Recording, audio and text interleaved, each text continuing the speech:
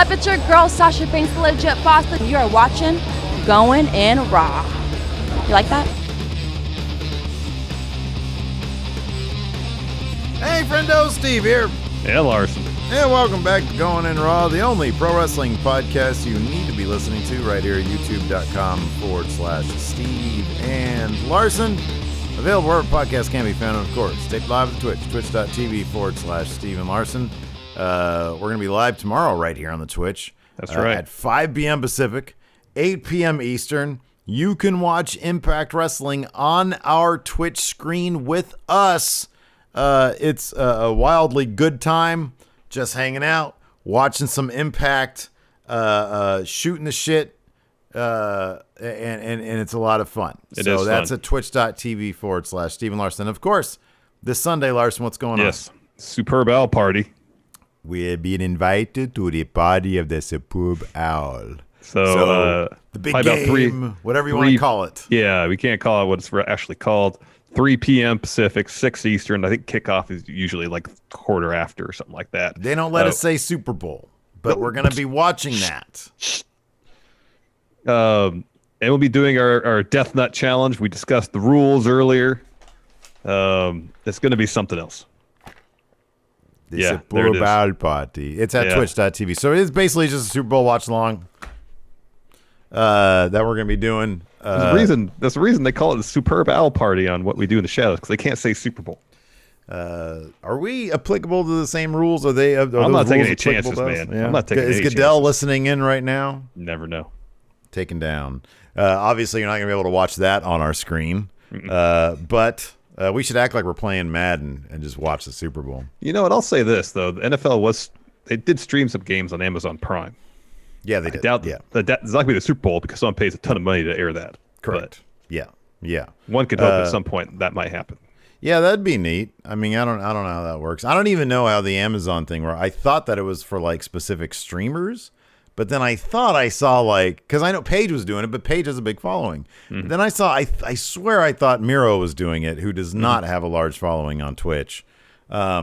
So I don't know what the rules were behind that. I looked for a brief moment and then I stopped looking. Yeah. So yeah. Anyways. It's kind of a moot point because it ain't going to happen with the Super Bowl. I mean, Superb Owl. Correct. The Superb Owl. So we're going to be doing that on Sunday. Should be fun again. Just be hanging out. I'm going to maybe get some stuffed crust pizza. Eat that. Eating some spicy nuts. Whatever. Yeah. So anyways, let's hop into it, man. A pretty busy Raw tonight. Yeah, it moved. Let me. It felt like this. It felt like they were just trying to wrap up everything so they can officially be on the road to WrestleMania. Maybe. I never found it dull. No, it still suffered from some of the same issues that Raw has. Number one, it's 3 hours long. It's always going to be that. Yeah. So there's that. The stories didn't really feel all that connected like they do in SmackDown, which is fine. You can't just fabricate that on the spot. But does SmackDown have Damian Priest? The answer to that question is no. Damian Priest kind of was a glue for at least the second hour. He was. That really held the show together. Yeah, man. Right? He got Edge's seal of approval. It did. It felt like they were trying to. And besides, I mean, obviously, Edge and Orton had their big third match that sort of sends them on their way. Now they can. Orton can officially go do the Fiend stuff. But let's get into this because this kicked off the show. You mentioned Edge wrapping up his feud with Orton via a win in the main event. Let's get into this. Yeah. Who is Edge going to challenge? So after the Rumble last night, after his win, one would presume, since he has been on Raw for the duration of his comeback, we thought, all right, it'll probably be Drew McIntyre. Someone else will obviously have to step up to challenge Roman, whether it's Daniel Bryan, whether it's Seth Rollins, somebody else, Brock Lesnar, who knows? But it seemed like that would probably be the match, probably. Mm-hmm. Then, so Drew opens the show with a promo, Edge interrupts, and more or less says, hey, man, I haven't made my choice yet. You'll know when I make my decision. But hey, Drew, you got a massive target on you. So I'll see you later. I got to go wrap up this thing with Orton, and then who knows? Maybe I'll wrestle you, maybe not. Who knows?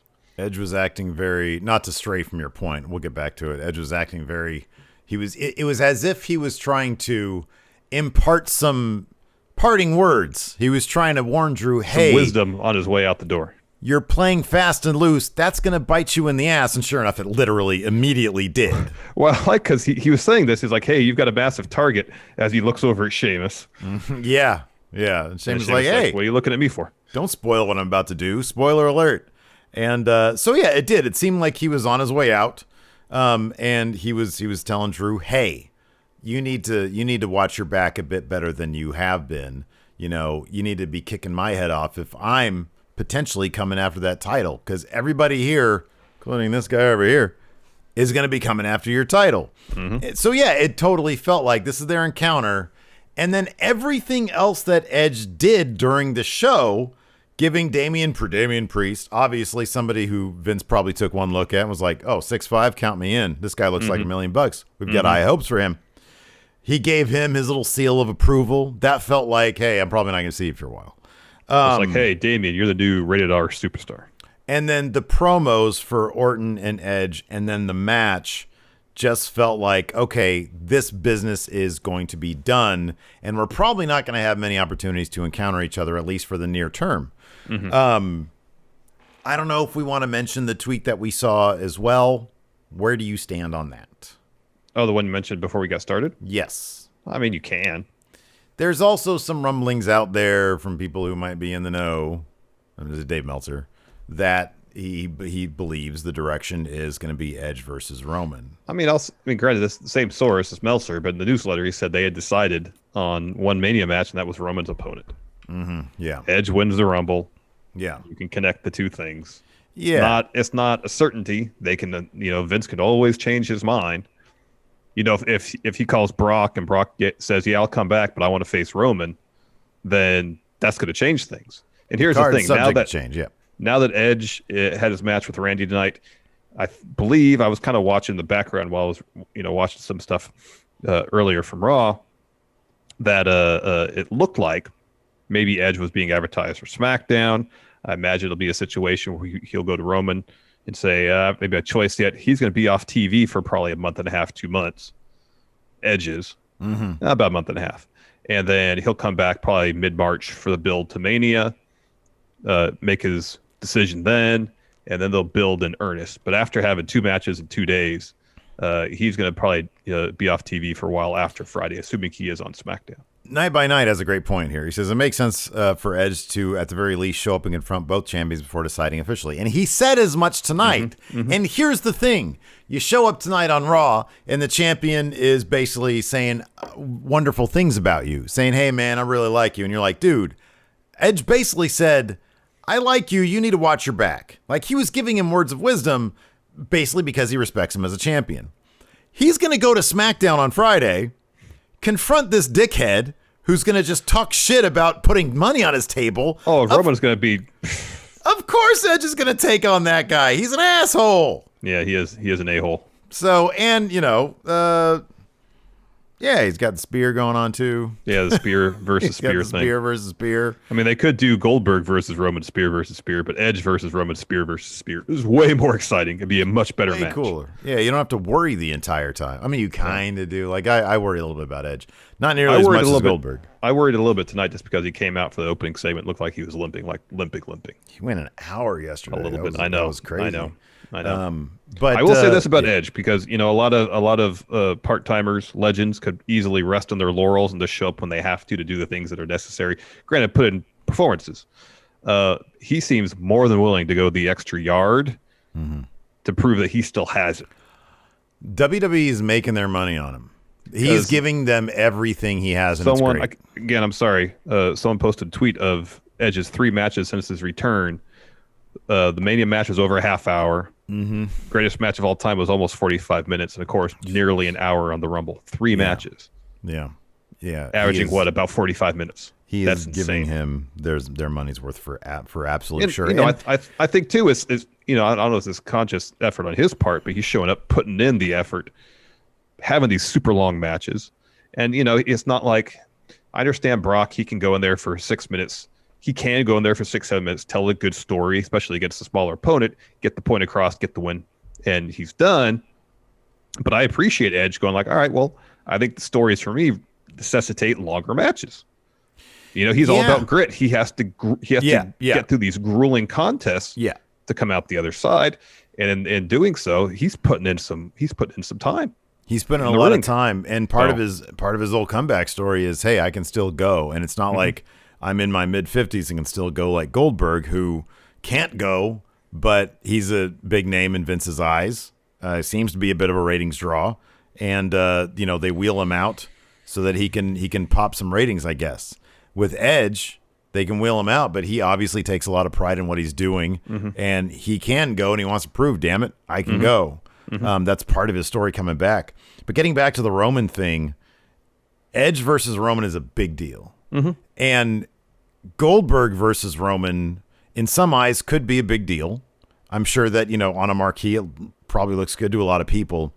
Edge is so much more legit when you consider he's got a multi-year deal for, I don't know, what is it, like 5 matches a year, something like that? Something like that, yeah. He's ridiculously popular, and he is by far the biggest challenge to Roman Reigns in this current iteration of the Tribal Chief. Kevin Owens put up a hell of a feud with him, as did Jey Uso, but Edge is on another level, and I think that's a pretty compelling story they can tell right there. The promos are going to be... I don't foresee Edge getting cry-face the way Drew McIntyre did being in there. I don't know if Roman can break down Edge after everything he's been through. He'll try. It'll be good stuff. It'll be great stuff. Yeah. But Edge won't be at a loss for words. You talk like that to him, he's not going to sit there and take it. He'll just spear you real quick. Let's get into this and get into the nuts and bolts of the show. Kicked off with a Drew McIntyre promo. Talks about how he and Goldberg beat the crap out of each other. They earned each other's respect. He puts over the rest of the card at the Rumble. Finally talks about the men's Royal Rumble. Out comes Edge. Drew talks about, says when he came to America, Edge was his mentor looked out for him. Says Drew was there when he had to retire. Never thought he'd see the day when he'd come back. He said he remembers he was in the corner with AJ, had his foot to his neck, and he heard, he said, I heard, you think you know me. Edge making his return at the Rumble, so everything he's done since has been incredible. Last night he came in the Rumble at won the whole thing. He's happy and he's proud of him. Edge's like, I appreciate the compliments, but we're friends. So I feel like I can be blunt with you. What's wrong with you, man? I just won the Rumble. I could challenge for that title. You should know that I am an immediate and viable threat to your title, but instead of kicking my head off, you're showering me with compliments. And Drew says, okay, I get it. That's something an opportunist would do, but that's not the kind of champ that I am. And Edge says, damn right, you're not me. You're not me. You're not me. He said it twice. Hey, I laugh. Hey, me. Sheamus, his music hits. He comes out. He congratulates Edge, tells him he should be flattered. Sheamus, though, is not happy because who was Edge to question Drew? Drew carried the company on his back through uncharted waters while Edge was at home nursing an injury. Says, I've known Drew for over half my life. Drew will take the high road, but I, Sheamus, won't. And Drew Drew says, calm down. Tells Edge he won the Rumble. Hey, you better make your decision or am I going to have to make it for you? Edge says, I've been in the game for a long time. I'll make the decision. When I make my decision, you will know it. But Drew, man, you have a huge target on your back. You're playing a dangerous game. The Sheamus guy over here. And then Sheamus like, hey, why are you looking at me? And Edge says, regardless of who I choose, I'm walking out of Mania as champ. He leaves. Drew is like holding up the belt as Edge walks out, maybe talking some crap, turns around, bro kick right to the head. Exactly. You can't turn your back on that guy. That's what everybody's been trying to tell him. Sheamus bro kicks the hell out of Drew. Afterwards, we come back from commercial. Charlie interviews Sheamus on his way out. She's like, what the heck's going on? He says, everybody knows me as Drew McIntyre's friend. Well, I tell you what, he's no longer my friend, and I want the WWE Championship. And then he turns into Drew Gulak, gives him his bags, which was an odd little distracting piece of that was weird cinema right there. And then Sheamus takes off. After that, we have Lashley versus Riddle. Lashley dominates this early. Oh, yeah. Riddle uses a really creative way to dump him on the outside, then hits a floating bro to the outside. It's like a Rana, essentially. Yeah, it was pretty cool. Pretty great. But then Lashley gets the hurt lock on Riddle over the top rope while Riddle's on the apron, and Lashley doesn't break it at the 5, so the ref DQs Lashley as Riddle starts tapping. Riddle falls down after the match. Lashley goes down. He sort of runs off the ref. He goes down. He puts it back on Riddle. MVP comes down, tries to reason with Lashley. He's like, dude, you're going to kill him. Don't do that because you're going to kill him. Lashley, he sort of has this like madman look in his eyes, gets Riddle back, puts it on him again till he's just completely knocked out, and then just chucks him over the barricade like he's a sack of potatoes. Yeah. And MVP, who at first looked really concerned, gets this really evil look on his face like, oh, yeah, that's what I'm happy has been unlocked now. And we sort of get a little bit more from him when he's on commentary later for the Hurt Business match. Next, Bugatti rolls into the arena. It's Bad Bunny. Then we go back to Thunderdome. There's some trainers, ref checking on Riddle. And he was like, oh, who was I wrestling again? And they say, well, you're wrestling Lashley. Tries to get up. Yeah. And they're like, whoa, whoa, whoa. No, Riddle, you don't want to do that. No, you've obviously been concussed. You're done with him. Okay, you proved that you can do nothing but just like Jeff Hardy, you're just prone to getting the Hurt Lock, dude. I love how strong they're booking the Hurt Lock, and I think we mentioned this before we started going with the podcast. Lashley versus Drew ultimately at WrestleMania is it's probably least likely to happen. Most likely, or the thing that I'd most want to see.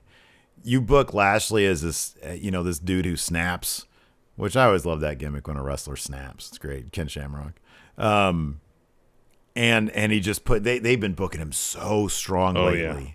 So strong. Have him have like a Shayna run in the chamber coming up at Elimination Chamber for the Mania match.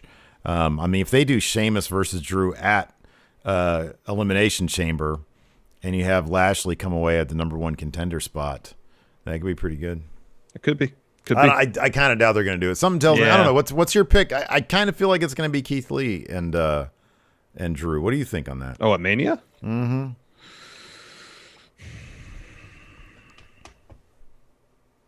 I mean, for a while, I thought they might do a triple threat: Keith Lee, Sheamus, and Drew at Mania. But given that we're so far out, 2 months roughly, I don't know if they'll give Sheamus the one-on-one bout at Chamber, and then Keith Lee will go to Drew and is like, "Hey, I told you so. I told you so." Yeah. And that just makes Drew angry, and so they can somehow segue from there to triple threat. I don't know. I would love if a simple "I told you so" motivated a Mania match between Keith Lee and Drew. Stop saying that.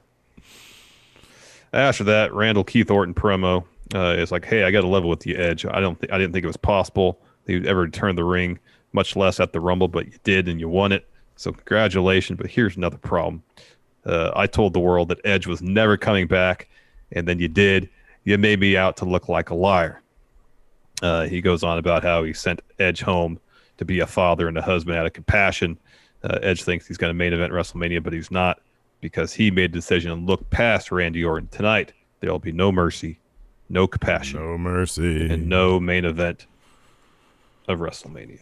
After that, Xavier Woods and Kofi Kingston are chatting, and I think they're a gorilla position. Anyways, Woods say, "Hey, man, I'm happy you're back." Because in this best of 5 series with Retribution, he's like, you know what, I'm down. Is he up 2-1 or down 1-2? I think he was up 2-1. He was down 2-1. Down 2-1. Okay. Yeah. And Kofi speaks on how crazy it is. Ali is still blaming him for what happened in 2019. And then, of course, New Day rocks. We have Xavier Woods versus Mustafa Ali. There's a great spot here towards the finish. So, like, during the match, Ali is yelling at Kofi, who's ringside, saying he took everything away from him.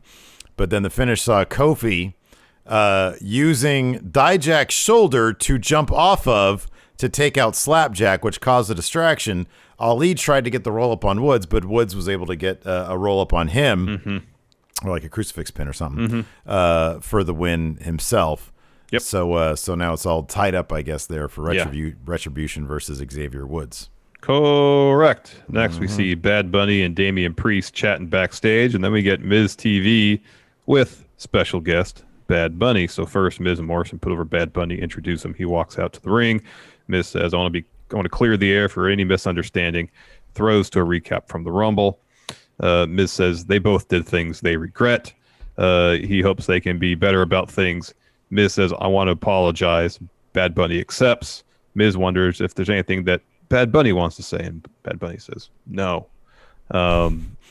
Miz says, it's like, I heard, no, I'm on Miz TV. This sucks. Yeah, I know. Miz says, I heard you want to be a WWE superstar, and Bad Bunny says, yeah, it's one of my dreams.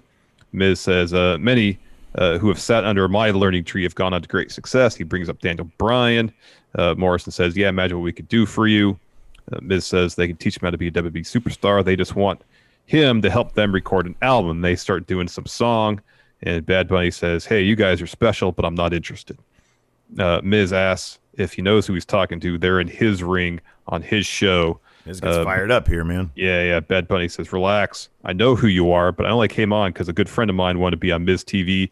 Out comes Damian Priest. And he drops Miz with a huge right hand. Go to commercial, come back. Damian Priest versus The Miz.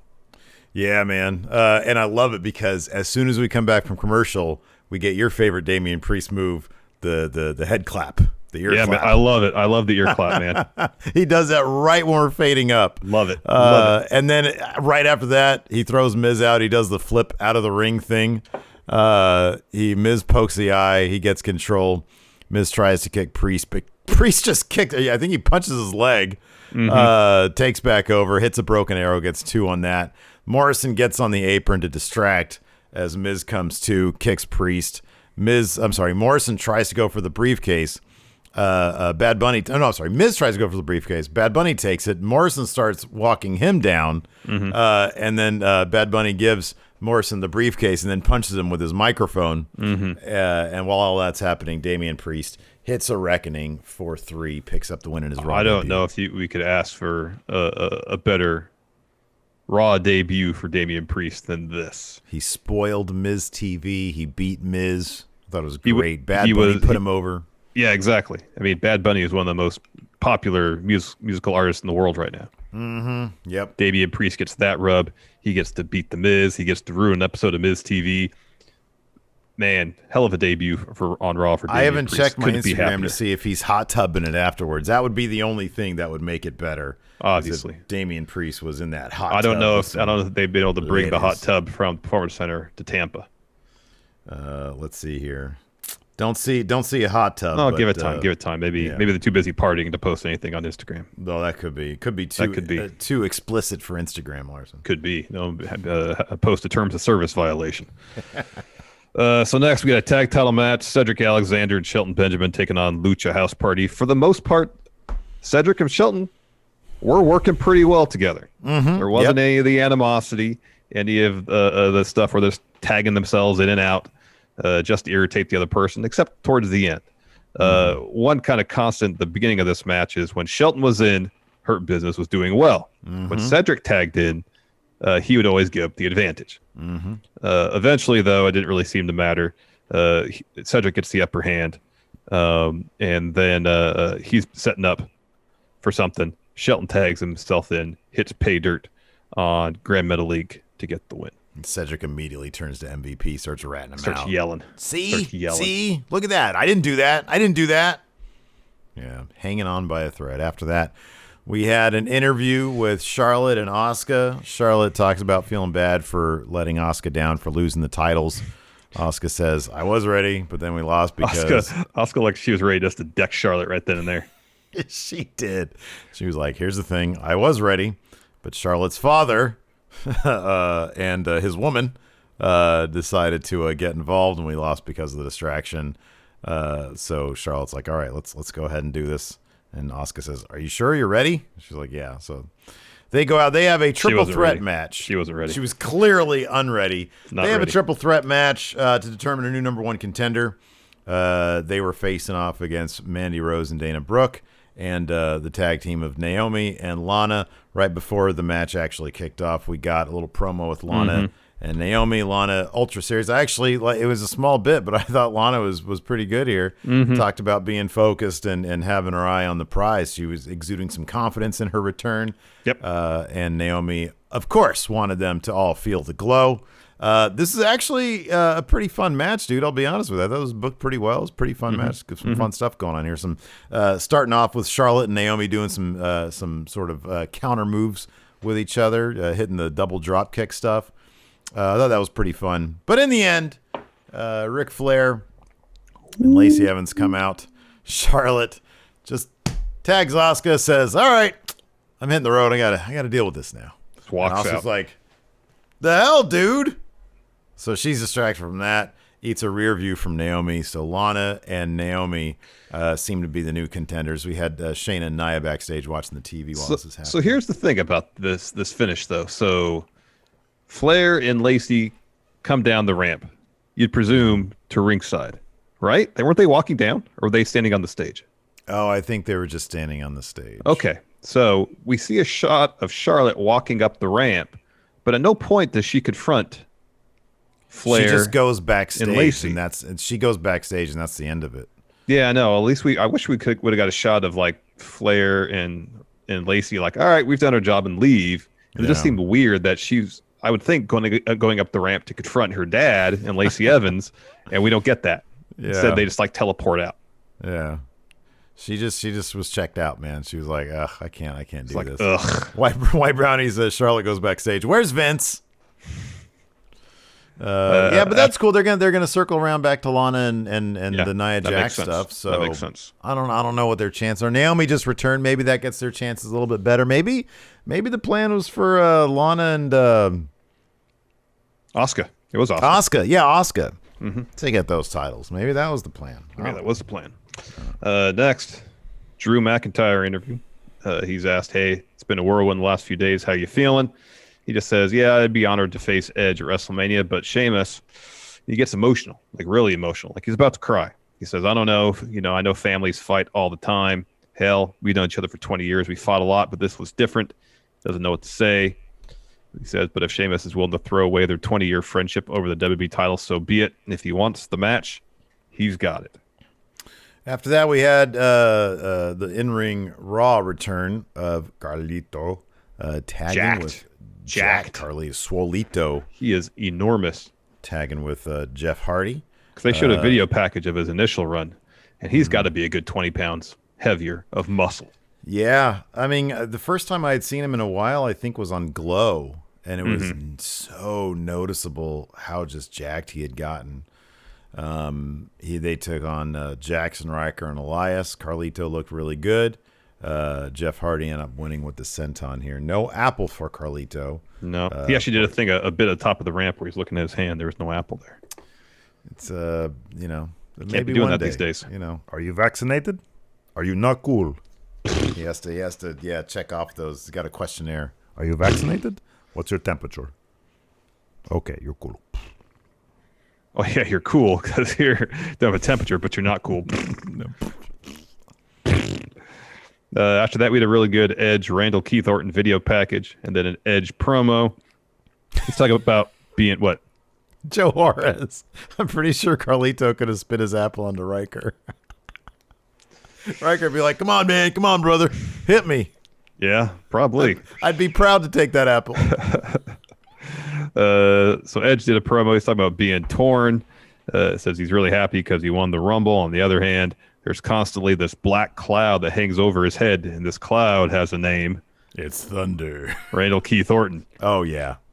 He tells Randy, "Hey, you had a chance to go bell to bell at the Rumble like I did, but you didn't, and that's what this is all about."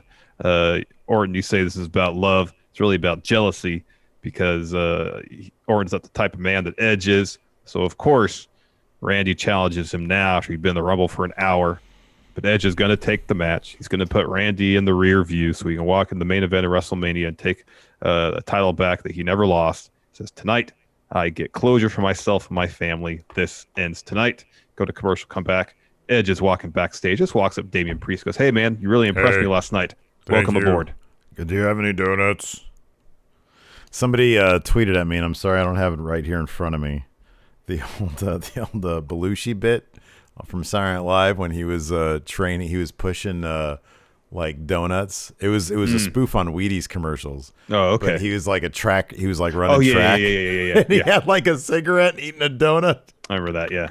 God, that was like it's like one of the most like nobody really appreciates that skit, but it's so good. I didn't like the over the top Belushi stuff because you could tell the guy was off his mind on whatever drugs he was doing.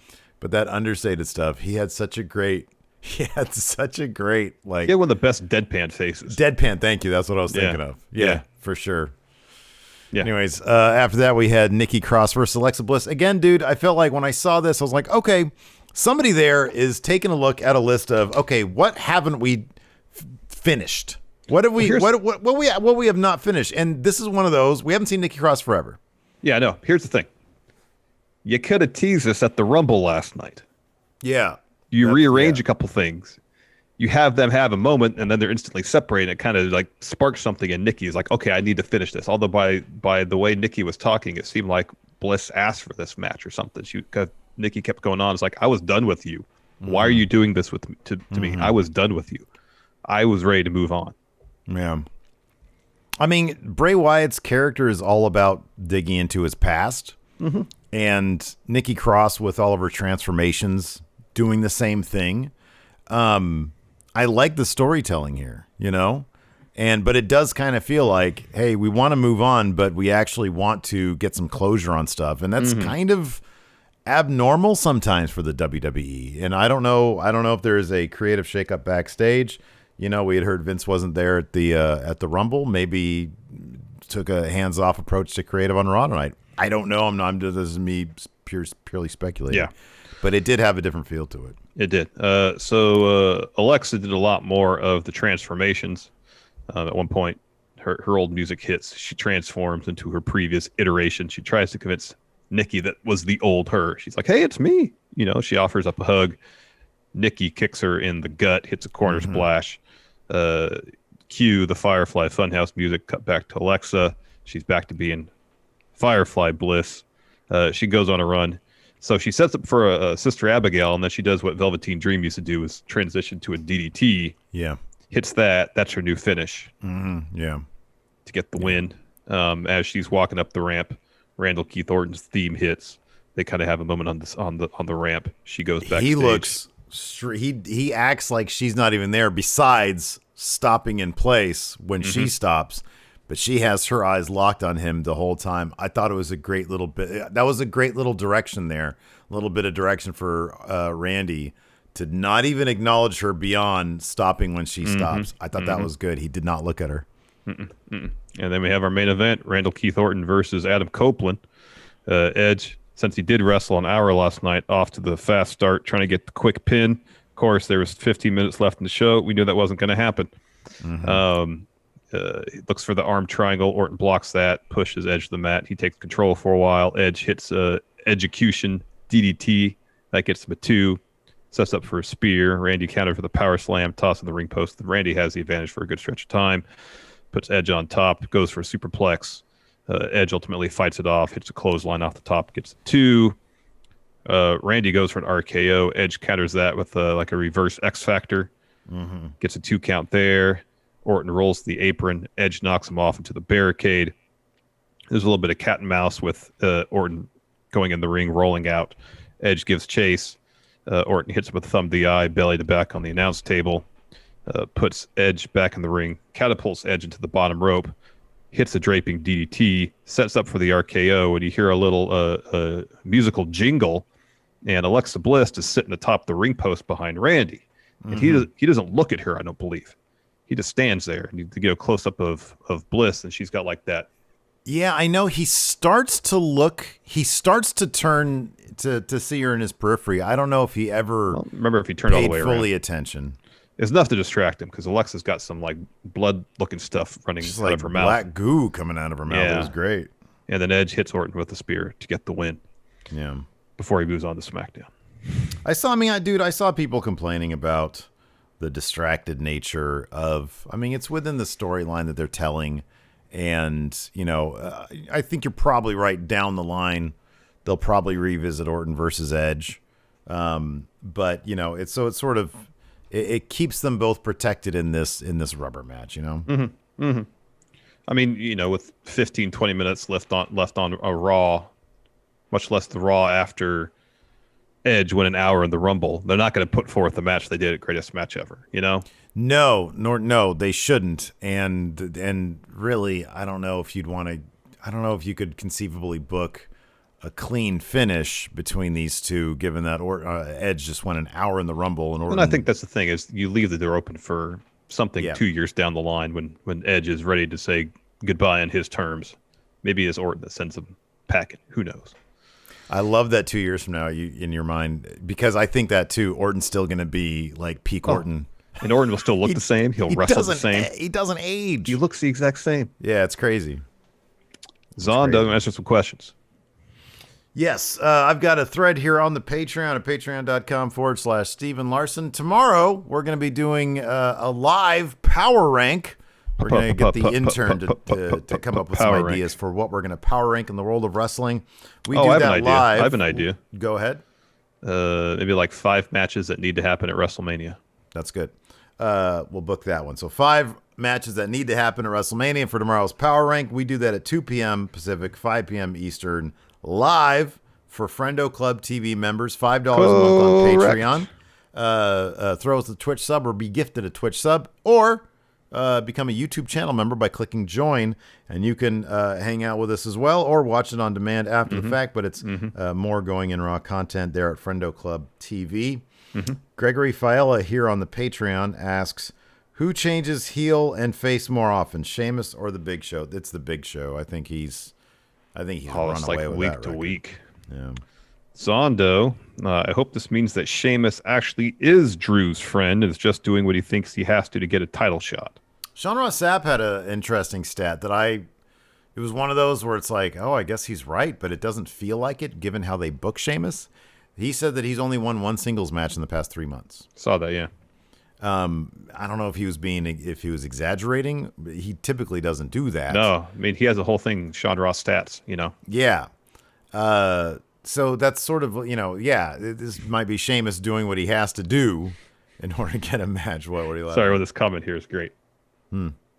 Oops, sorry, says they don't need a hot tub. The Trop has the Ray tank.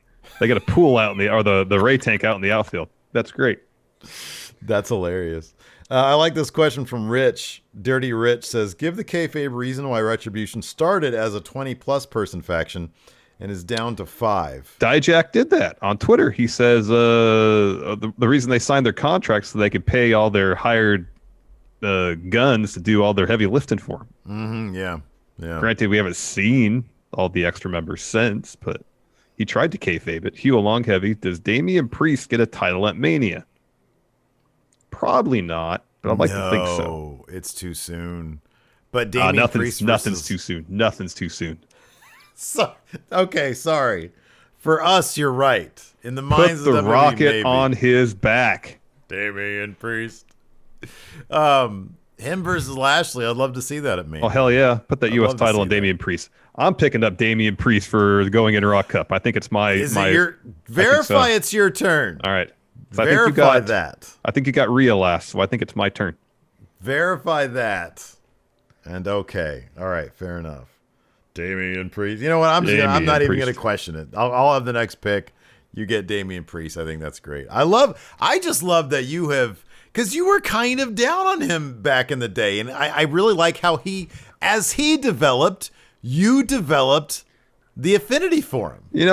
I was never down on him. I thought it was funny. He went through that phase where he's doing promos and he was like so distracted by everything. He was so distracted. But you know what? That could just be a character thing. And if so, that was really well done.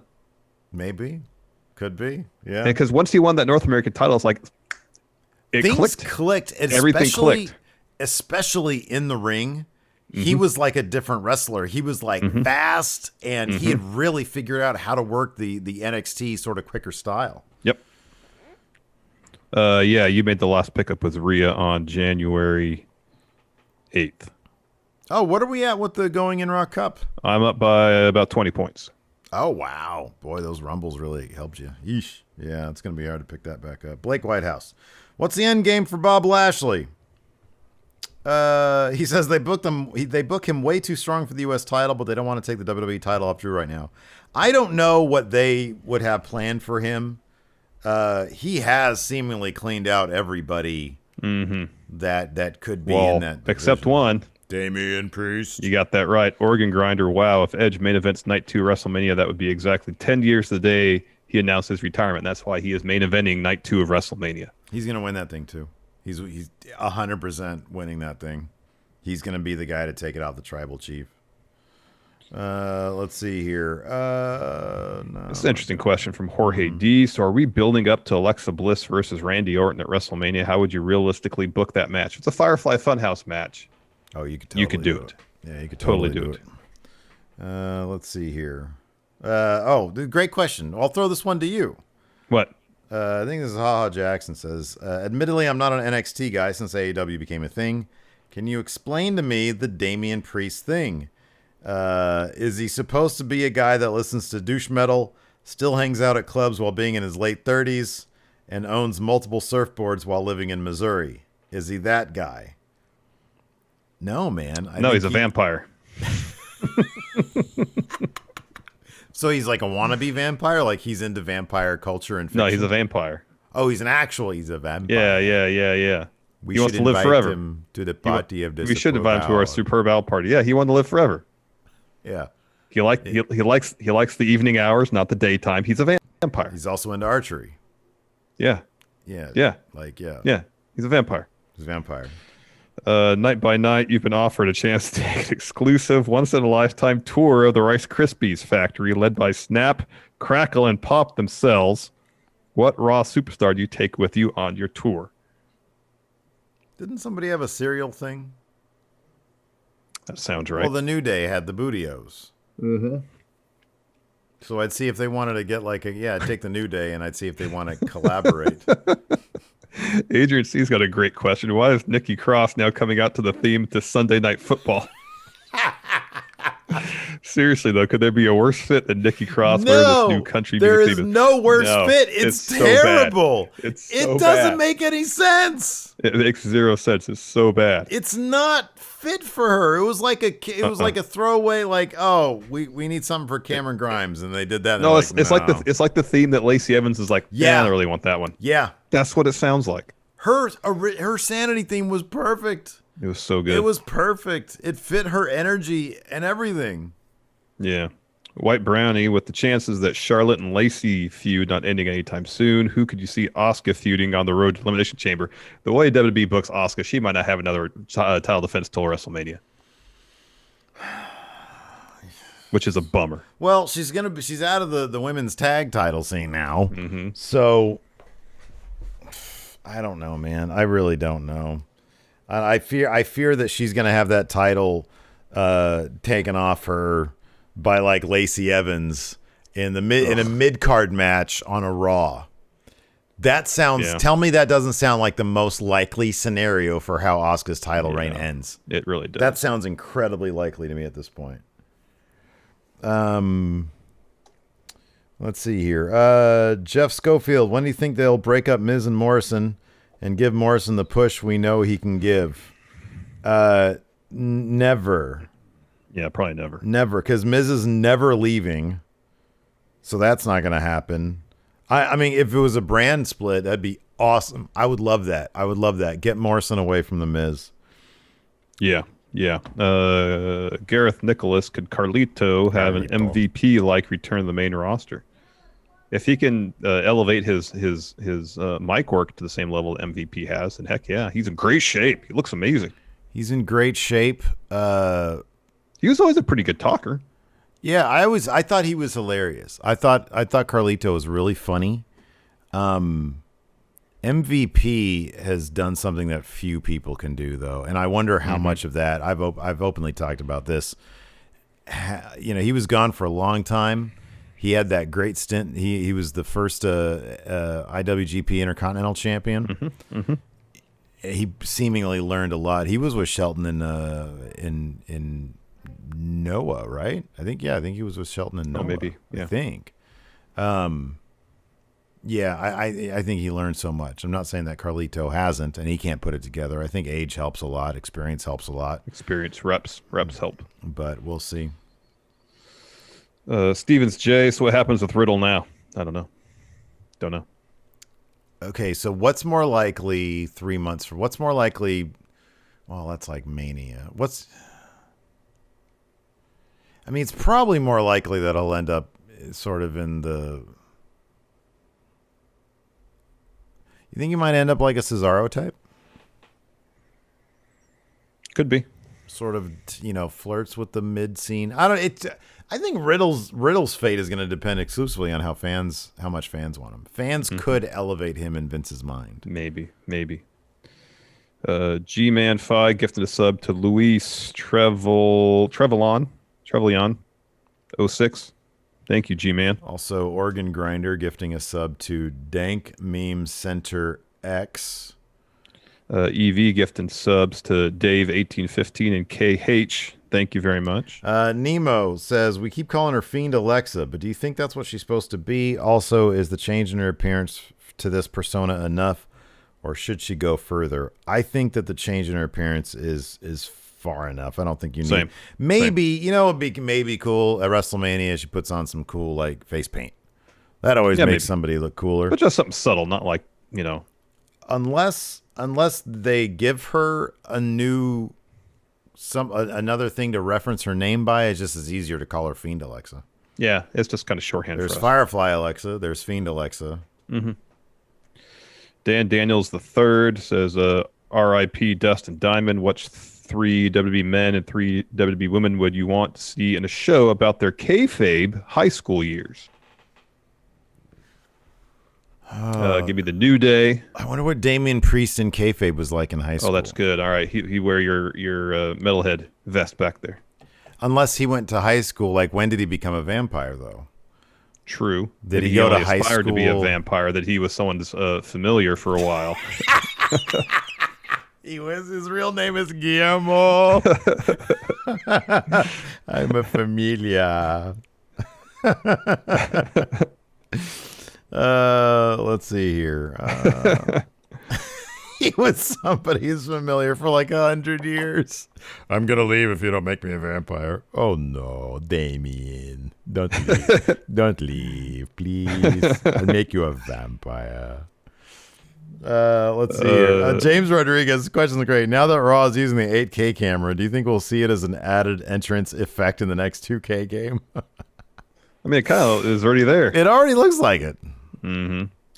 Fear and Loathe, and you quantum leap into any wrestler during any moment. What moment do you leap to, and what moment would you be terrified to leap to? Any sort of deathmatch scenario I do not want to leap into. I would not want to leap into Sabu during that FMW fire match, where he then has to actually physically leap under the bottom rope as quick as he can. I love it. It was like every man for himself at that point. He was like, oh, fuck this, I'm out of here. I know.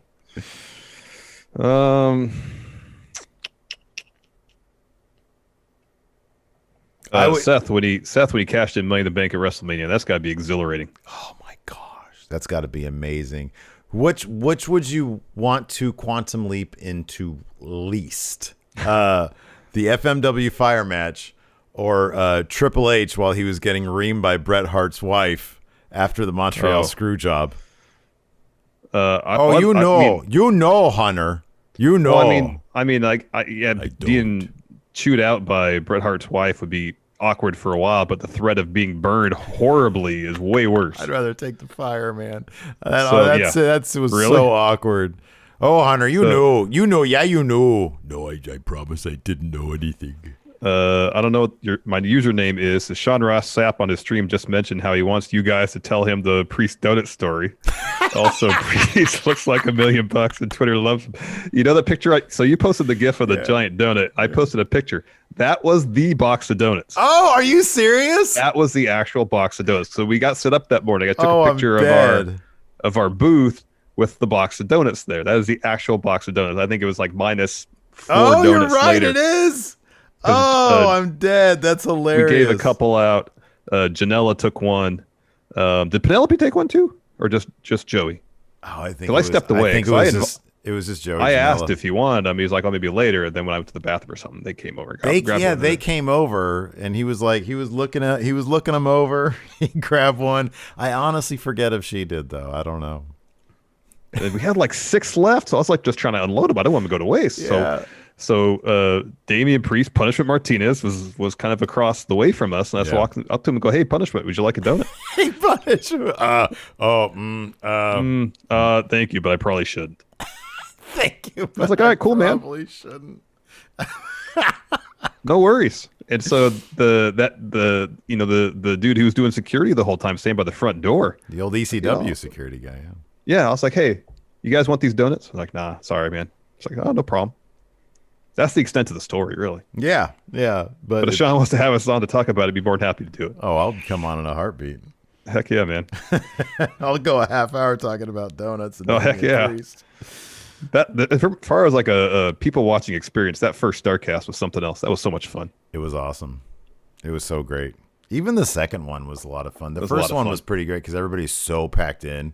It was definitely not COVID. Well, I mean, friendly. we were still pretty packed in there because like the one time Scott Norton walked past me and just like the warmest gesture, just walked past and put his hand on my shoulder and just give it a good friendly squeeze. He just seemed like the nicest dude. He put you in the NWO, dude. I guess so. I think that meant you were in. Mm-hmm. They don't have T-shirts now. They just do like nice hand gestures. I guess so. Zoe Conrana, I'm really excited for what the Edge and Roman feud could be. Maybe bring Christian in for a match against Roman, have Roman give Edge cry face. Maybe they'll do Roman and Jay versus Edge and Christian. Ooh, that'd be good. That could be good. That'd be good. I'll explain this one afterwards. Gary MacArthur, your Patreon question. I'll explain it to you after the show. In fact, that's actually going to do it for us. We'll stick around the Twitch and answer some more questions.